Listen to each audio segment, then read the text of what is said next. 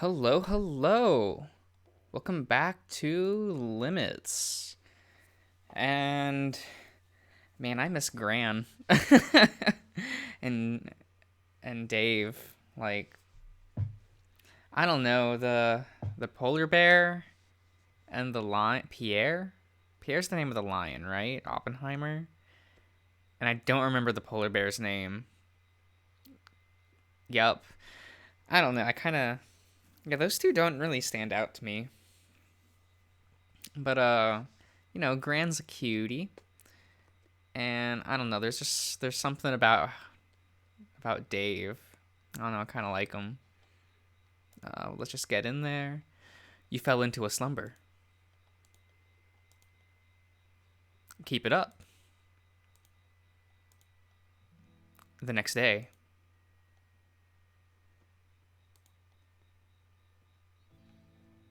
you slowly wake up from your slumber as your eyes steadily open themselves. You can see the sunlight streams through the open drapes of the window. You sat up and stretched your stiff body. You never realized it, but yesterday's ordeal seems to have taken quite a toll on you. Ah, I'm still here. You gave out a yawn as you tried to steadily regain your bearings. You gently open your curtains around you. No one is here. What time is it? You slowly scan the room in search of a device that tells the time.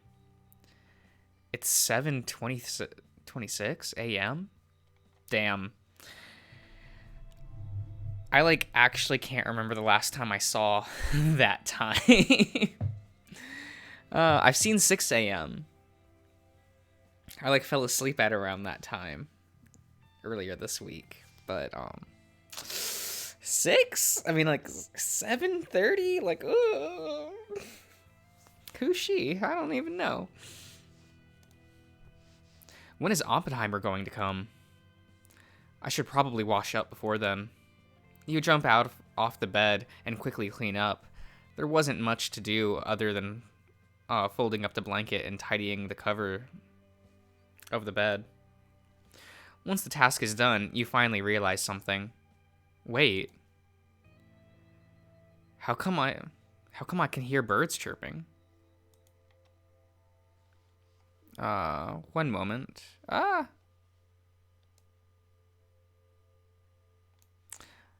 don't know. It looked like the audio was a bit low.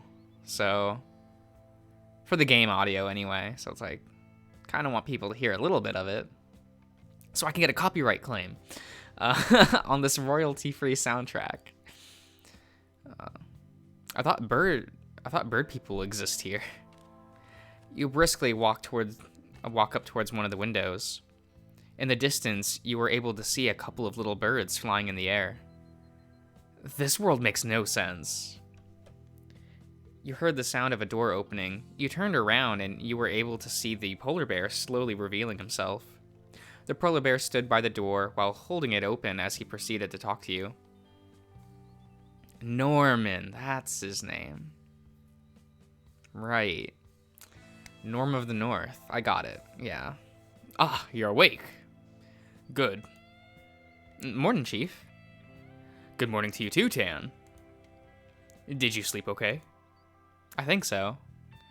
I'm a bit sore though, not gonna lie. Ah, I see. Well, I came over to tell you that Mr. Oppenheimer will be picking you up in about half an hour. Are you ready? I'm going to need a bit of time to wash. At least as much as I can anyway. Did you bring a toothbrush with you? Yes, a friend gave this small kit for me yesterday. That's nice. Don't let me keep you. Don't let me keep you. You can be on your way. Take care, Dan. The polar bear gave you a small wave of goodbye before closing the door behind him. Half an hour should be plenty of time to get ready. Let's get to it then. Since you weren't in any particular rush, you took your sweet time walking towards the bathroom.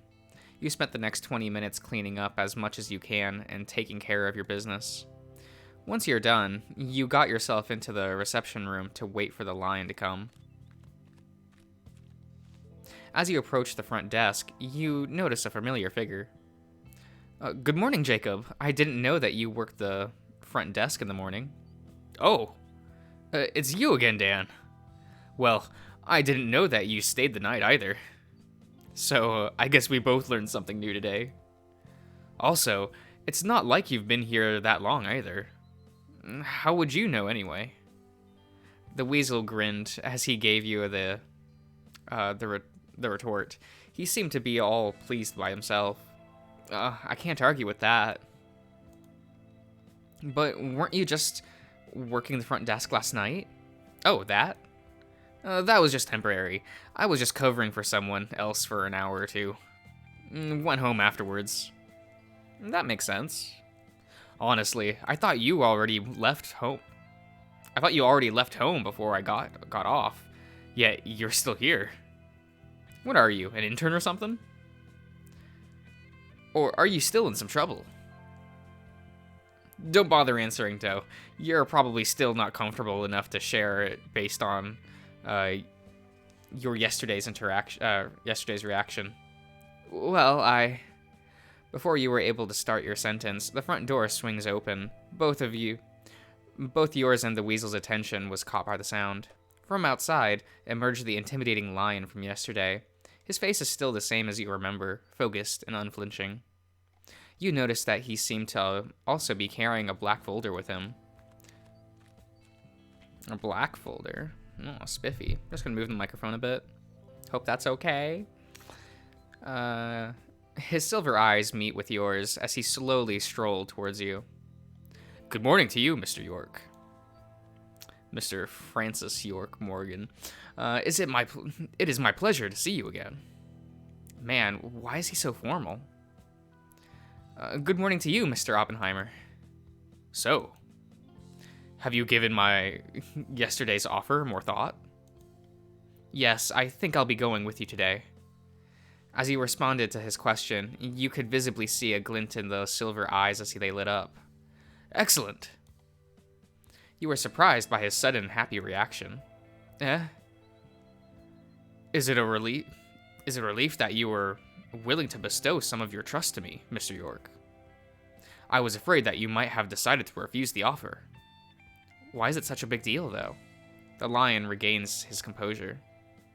Now that I have heard of your answer, could you please sign this form so we may depart for the research facility? What kind of form are you talking here? Let me show you. The lion gingerly opens his folder and took out a piece of paper. He then proceeds to hand it to you. Here. From the looks of it, it appears to be a form of some kind. Upon closer inspection, however, there is a word written in it that has caught your attention. Wait. Temporary guardian? Yes. If you sign this form, I will be able to become your temporary guardian for the day. But why, though? Why do I need to sign this? This is absurd. Well, you are still in probation, are you not? I have not been told by Mr. Forsberg that you are forbidden to leave the building without any supervision from this department. I have been told, yeah. And as you probably can see that I am not part of this facility, therefore I am unable to bring you with me, yes? Fortunately, I have discussed the matter with Mr. Forsberg yesterday, and we have come to an arrangement. If you agree to let me be your temporary guardian for the day, then I shall be able to accompany you to the research facility. How does that work, though? It is a rather complicated topic. I would rather avoid talking about it if you don't mind me, Mr. York. Honestly, I'm not that excited to dwell into the politics and laws of this world either. He seems to have done the research, though, so it should be fine. What have I got to lose, anyway? You know what? Fine, I'll sign the form. But just to be clear, it only lasts for 1 day, right? Yes, this form clearly states that its effects will last for today only. Unless, of course, you would like to extend it. The lion gave you a wink as he smiled at you, his silver gaze still boring into your eyes. Huh? Why is he looking at me like that? Man, everyone's just so horny for you in this game. You couldn't help but blush under his scrutinizing gaze. What? I'm only joking, Mr. York. I apologize. Oh, right. I knew that. Do you have a pen with you, Mr. Oppenheimer? Ah, yes. My apologies. Here. The lion pulls out a black pen from his trousers pocket and handed it to you. Man, this pen looks expensive. Thank you. The lion gave you a curt nod. Let's see. So all I need to do is sign my name down here. That would be correct. You walked towards the nearest wall and held the paper on it. You gave the form another quick read, and you noticed that there's the chief's signature on the bottom of the page, right next to the lion's. Okay, I guess the chief is fine with this then. You wrote down your signature on the paper. This feels weird. It's like I just signed my life away to a stranger that I've only met yesterday. Oh wait, that's literally what just happened. This is rational, right? Well, it's done. Here, you can take them back. You return the form and the pen to its rightful owner. The lion happily receives them back, and he packed them away. Thank you for your cooperation, Mr. York. Shall we depart now, then? Actually, if you wouldn't mind, could you give me a few minutes? Of course. I shall wait for you outside the police department, then. The lion gave you a nod and then proceeded to excuse himself out of the building.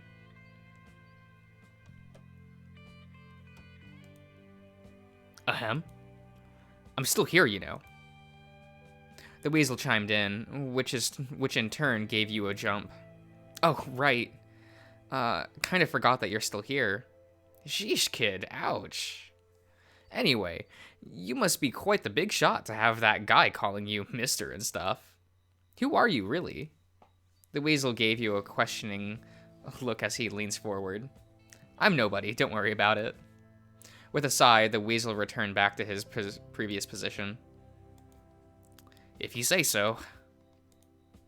Hey, Jacob, do you mind if I borrow the intercom to contact the chief? I'd like to tell him that I'm going soon. Oh, sure, no biggie. Come over. You thanked him as you made your way over to the desk. Just press this button, and you should be connected to the chief's intercom. Okay. You press the button. Hello? Is this the chief? Dan, is that you? Yes. It's me.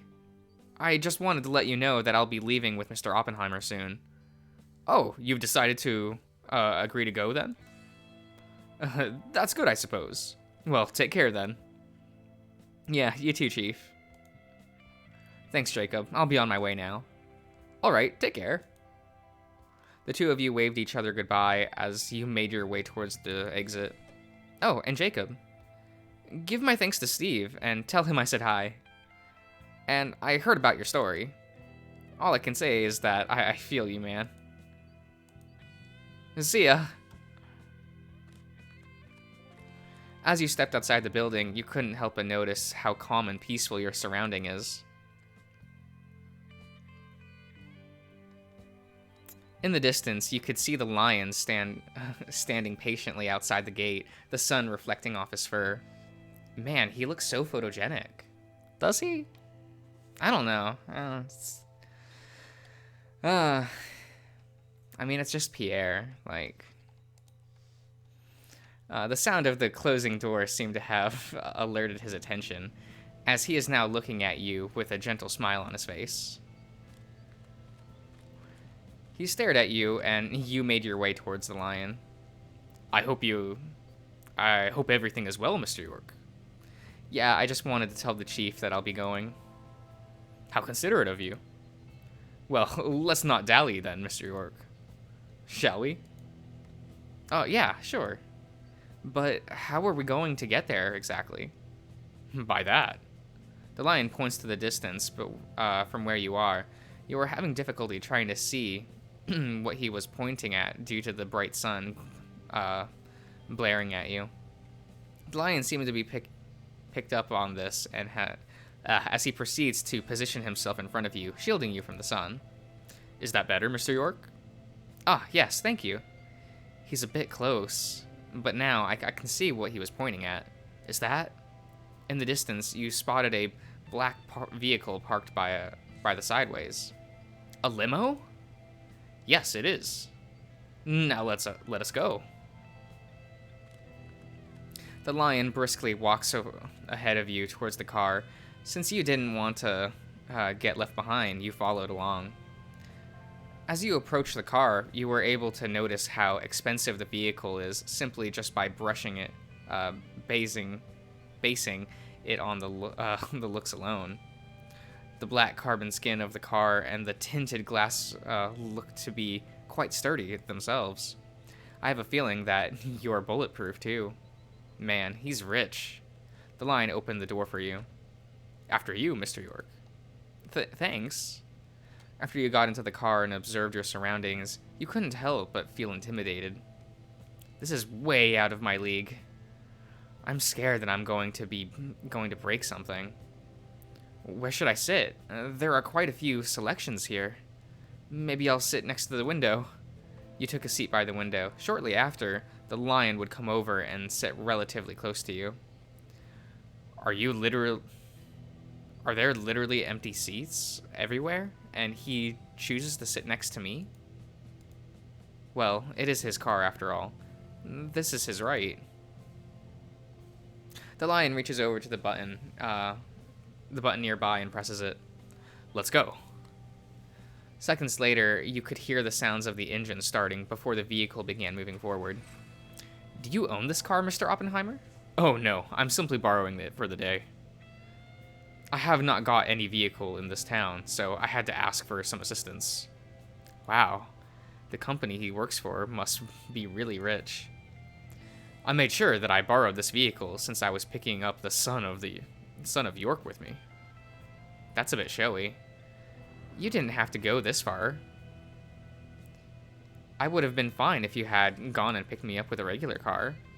Or any other vehicle that could fit at least 2 persons, for that matter. The first impression is everything, Mr. York. But I'll keep that in mind for the future. Can't say that I disagree with the first impression bit. Why is he trying hard to impress me, though? Did he have to pay for any of this, then? No. I've been given permission to borrow for free as long as I can take responsibility for them. That's a real neat perk to have, I guess. You must be pretty important, then, Mr. Oppenheimer. I suppose. Try not to dwell on that for too much, though. Just treat me as you would yourself, and we both should get along just well. I'll try to. The two of you sat silently in the car for a few minutes before the lion spoke. So, you've told me that you've got an orb with you. Is that true? Yes. Here, let me show you. You pull out the orb from your pocket and positioned it on top of your palm. Its color is still jaded. The lion's eyes widen at the sight. Interesting. Do you know what it does? No. I tried to ask my friend about it, and he didn't seem to know much either. I honestly don't see what the big deal is with this thing. It looks just like an oversized marble to me. That orb you're holding. Would you like to learn more about it? Do you know more about them? Why, of course. It's not something that is kept secret to the public here. Then yes. Please tell me more. To put it simply, these orbs have the capacity to grant their users enhanced abilities. With a cost. Abilities? You mean like super strength? More or less. It can also act as a buffer or a storage unit for their wielders. Not everyone is compatible to use them, so there are a limited amount of orb users in the world, at least as far as I'm concerned. That's crazy talk. I don't know, this just sounds a bit absurd, honestly. How is that even possible anyway? How could these small-sized orbs even able to grant such powers? I feel that you are understanding this the wrong way, Mr. York. The orb does not directly give powers by themselves. I suppose you could say that the current term for them is converters. Creating something out of nothing is simply impossible. That must always be an equal amount of value for the exchange. Energies aren't created out of nothing. There's just how the laws of physics work. I guess it's safe to say that physics works similarly here as well. I get that, but I still don't quite understand. What do you mean by converters? Well, it converts the wielder's assets, for instance, their energy, and converts them into a power base on the orb. Each orb has its own set of functionality, based on their color. Although, even if two orbs are the same color, it doesn't necessarily mean that their attributes are the same. I suppose you can think of these orbs as printers, where you need to insert paper and ink into them to be able to use them. You've seen printers before, right? Yes, we have those back in my world. Good. Back to the point then. What makes these printers to be unique is that they each can only print a certain thing based on their color and attribute. Do you understand? I guess. It's not crazy to think that something this powerful is this accessible to the public. I've got another question, though. Where did these orbs come from? They're not artificially manufactured, are they? They are artificially manufactured. that's yeah, okay. That just seems like a weird phrasing. Like, a human invented them a long time ago, if I'm not mistaken. I'm not very knowledgeable with the history of the orbs, so take it with a grain of salt. Then doesn't that mean people can simply just create a powerful one at will? Isn't that dangerous?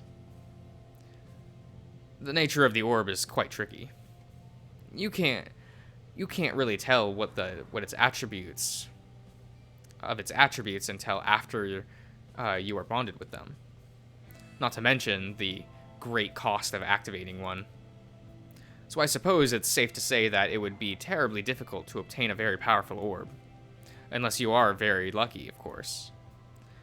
But then couldn't someone just steal the orb after they got activated? I feel like that's plausible.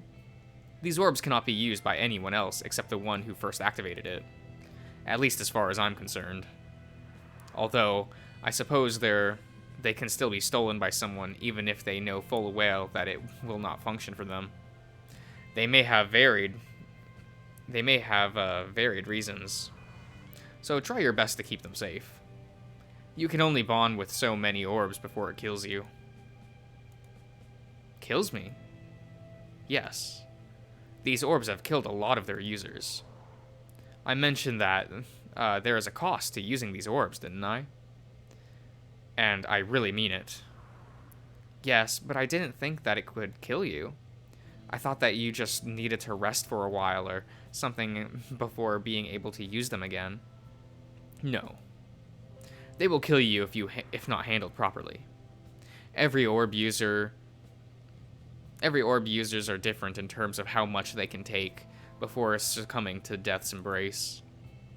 So please, try to understand your limits, Mr. York. Yeah. Oh, yeah, there it is. You know, we're only moving in circles.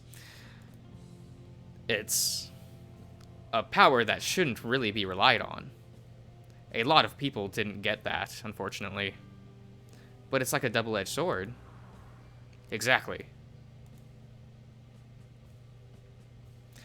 You look back at the jaded orb sitting in the palm of your hand. You gently fiddle with it using your thumb, rolling it across the surface. This little thing has the power to kill, huh? This is just a gun, isn't it? This is really absurd. You gave out a weak, nervous chuckle. Limits. I feel like I've heard someone say that somewhere recently before. Was that just a dream? Oh well, why does this matter anyway? It's not like I'll be fighting anyone in this peaceful town. I guess I can keep it around with me for safekeeping. I wonder what mine does. Hey, Mr. Oppenheimer, I've got another question. Yes, what is it? What does... Before you were able to start your sentence, the car abruptly stopped in its tracks. We have arrived at the destination, sir. Ah, yes, thank you. Apologies, Mr. York. We'll have to hold that question for later. Come on, let us go. All right. We've arrived at what you assume to be the research institute that the Lion has mentioned. It's a tall structure with a state of the art designs. Okay. You can see plenty of creatures coming in and out of the building. You notice that some are staring directly towards you, while a few give you a passing glance before continuing on their way. Why are they staring at me specifically? You tried your best to ignore the feeling of being watched and instead focus your attention on your new surroundings. There, in the middle of the pathway, stands a big cube ornament with a sign that reads, Limits Inc. You turn over to see the Lion speaking to the driver of the limo. Yes, I will contact you once we are done here. Thank you again. The Lion gave a small wave towards the driver before the car left the vicinity. What do you think, Mr. York? Wow, this place is massive. It is. It's not as big as the one back home, though. That's even bigger? Damn. Also, I noticed that the sign says Limits Inc. Is that the company you're working with? That would be correct. Wow, what do they do? We're a pharmaceutical company by trade, but the CEO has been investing in research regarding the orb since not too long ago. So, you guys make medicines and cures? More or less. Okay. I get the feeling that he's not telling me everything. Oh well. So, how long have you been working here? Or at least, with the company? For the majority of my life. What? What do you mean by that exactly? I shall tell you about it later. For now, let us proceed inside so that we may begin the task we came here to do, yes? Lead the way then. The Lion gave you a curt nod before turning his tail and walking towards the building. On your way towards the entrance of the Institute, you couldn't help but overhear a passing conversation. Wow, look at that lion. What's that kid doing with him? Isn't he the... There's no way. What reason could he have to come here, anyway? Could just be the wrong guy, then. Keep your voice down. The door that leads inside slid open.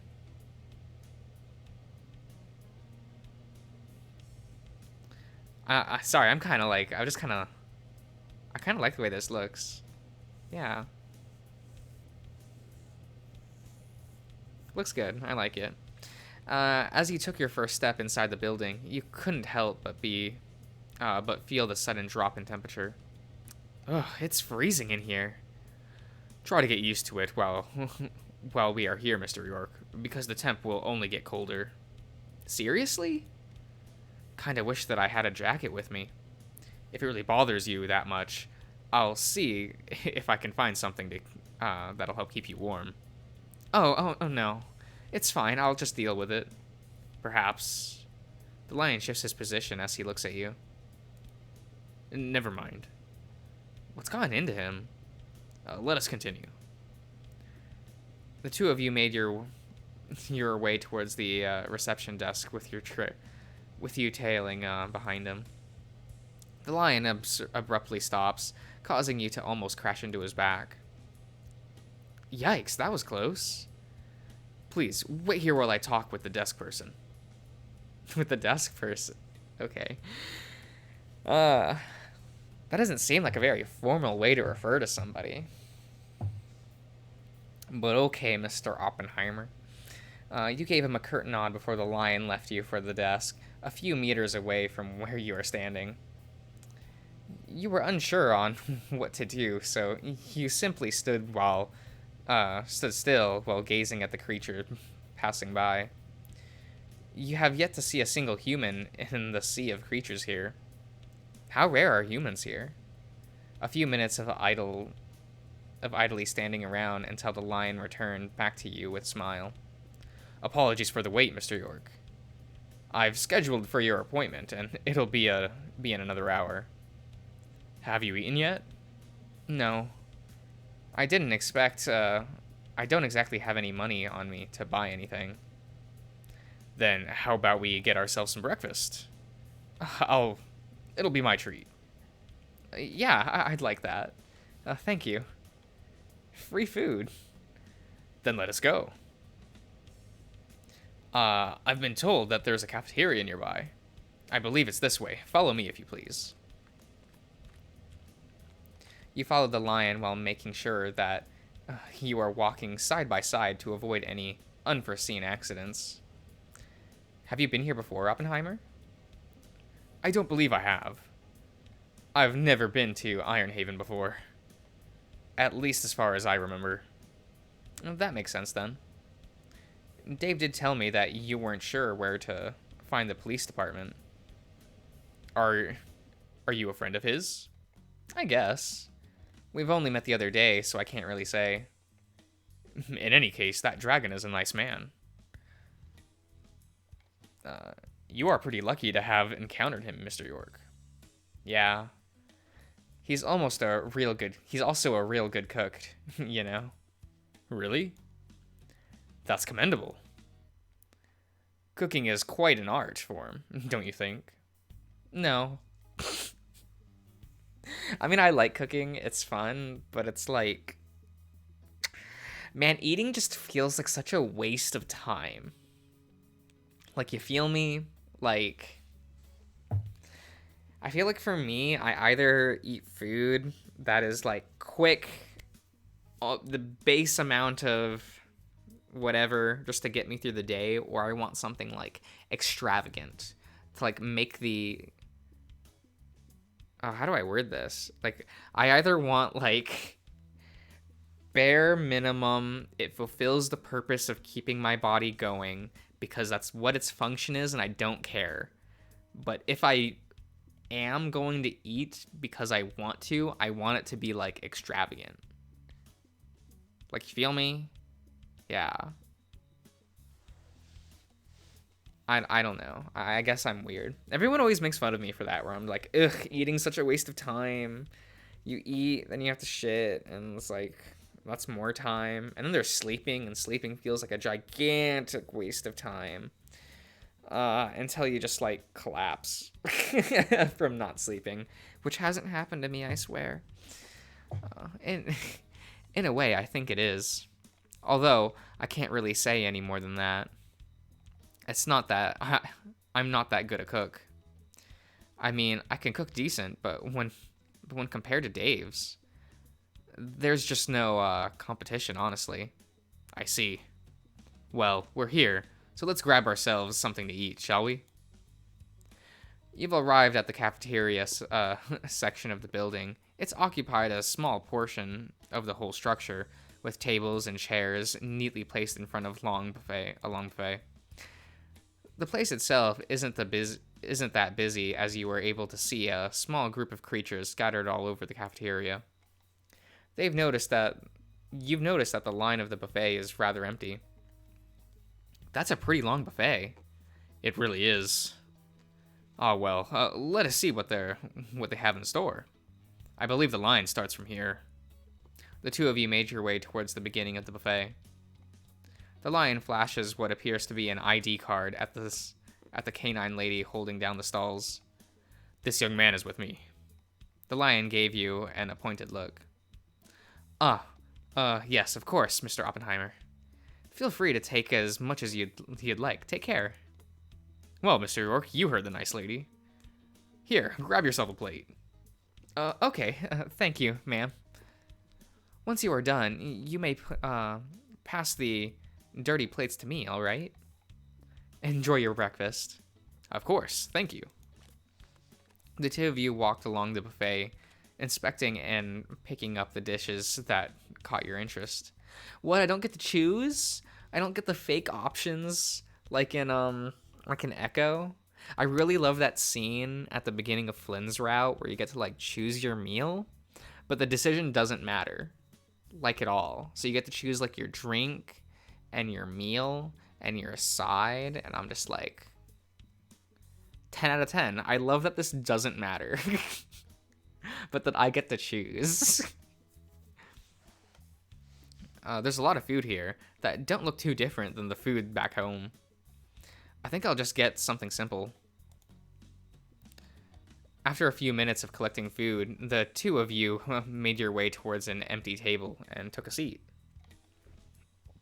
The lion sat on the opposite of you, with a stack of poultry meat sitting on his plate and a mug of tea. That's a lot of meat. Well, I'm quite hungry today. I have yet to have breakfast.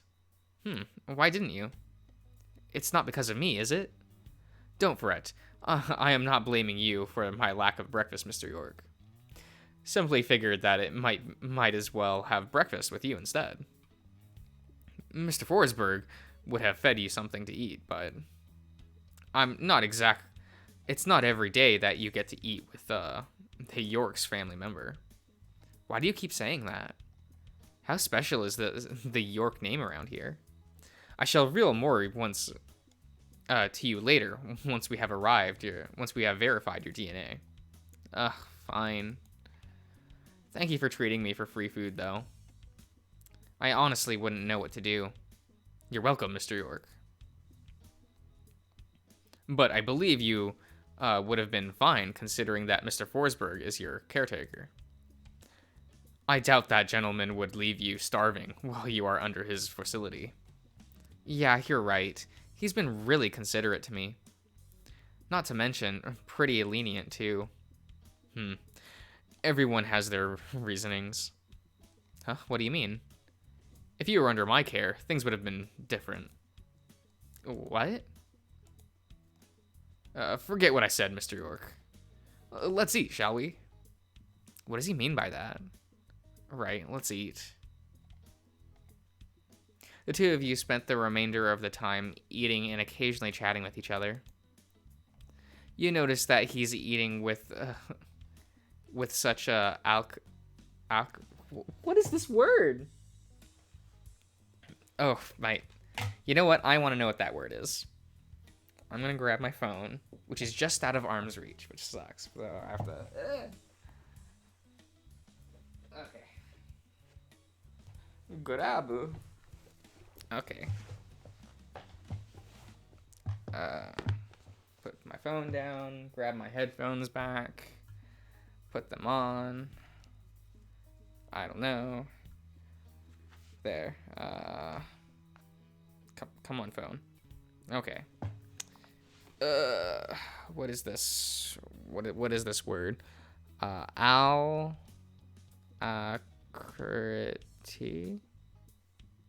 What is this? Brisk and cheerful readiness. Alacrity. What is this word? Brisk and cheerful readiness. I don't. What is the origin of this word? I wish it told me. Alacrity. Alacrity. Okay. Sure. We'll go with that for now, but only for now. He ate using the utensils with such skill that he barely laid a finger on his food. You also talked about the procedure that you are going to have to do later for the appointment, and from what you've gathered so far, it seems to be quite similar to what you've already done back in the police department. Once the two of you finished, you returned the dirty plates and glasses to the canine lady, bidding her a thank you and a goodbye afterwards. Do you feel better now, Mr. York? Yeah, thanks for that. The lion gave you a smile before he pulls out a small device from his trousers pocket. It looks like we have a few minutes left before the appointment. Let's make haste and get there before we are late, Mr. York. I'm assuming you know the way. Yes, if you'll follow me. The two of you left the cafeteria and headed towards the scheduled appointment.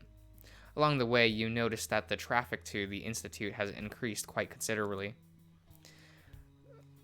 Some were looking towards your direction, but the majority seemed to have their attention towards your temporary guardian. Before long, a figure approached the two of you. Are you the Oppenheimer? Yes, yes. Is there anything I can help you with? We're in a bit of a hurry here. Oh my gosh. I'm so sorry, but can I have your autograph, sir? I'm a big fan of yours. The feminine deer took out her notebook and pen. Why, thank you. Here. Now, if you'll excuse us. Oh my gosh. Thank you so much. Come on, Mr. York. Let's pick up the pace. What was that about? You've got fans? You could say that. You must be quite a famous figure, huh? Maybe I'll tell you about it in the future. For now, let's get to our appointment. Yes. With a shrug, you continued following the line.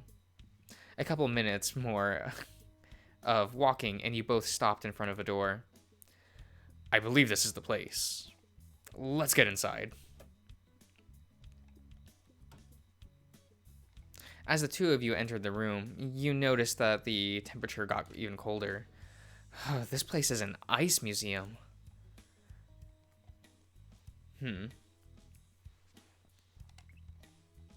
I think this is a good place to cut it here as we get to the lab.